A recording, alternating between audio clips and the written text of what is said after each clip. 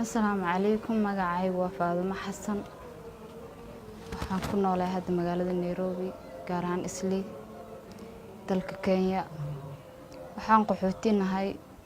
adigu qaxootiga aan ku dhashay baan xerada dhadhaawaan ku dhashay gaar ahaan xaga dheere marka 18 sano aan jiraa iyo ilaa inta 1991 qaxootiga family-gayga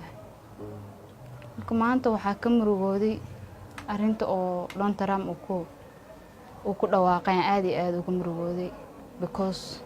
mustaqbalkeena dhanba anaga Mareykan aan ku xidhnay xataa family-geena nooma ogol inaan guursano because ilmo kale hanoo keenina kiiska waana la ridayaa waa ka dhacayna ilmo kale haduu soo biiro ama maalin walba lagu haay marka maanta anaga falay sugaanahay heerkii amaanta rabna gool in lagu xareeyo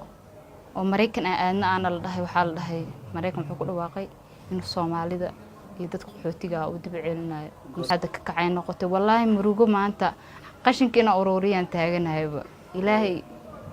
kulay dad islaamaan anagu nahay intaas waan isku celinaynaa laakiin aad iyo aad uga murugeysanahay family-gan dhamaan aad u murugeysan yahay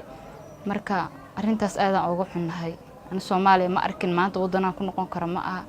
ma ku dhalanin ma garanayo inta burbursanay Soomaaliya aan dhashay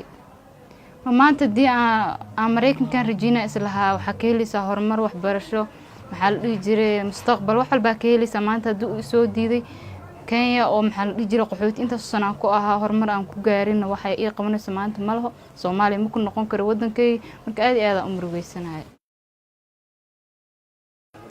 wallahi hadda waxaan sameeyna ma naqaano wax alla waxaan sameeyna ma naqaano family-gan inta kala dhaabay joogta aniga hadda inta jooga anigana waxaan ka qabta malaho wuxuu u baahay daan albaabka baxo refugee ah sharciyeena leeyahay ma shaqeysan karo gurigaas ku dhex jira marka rajadii aan lahaana maanta waa ka iga burburtay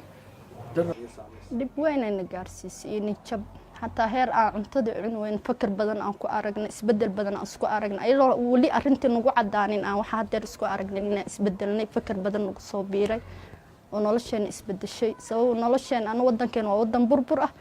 ونبتقلي أمريكان وقصوني ضد أمريكان رجينا يا هن 27 سنة كجري قحوتي كينيا وكل باتوضي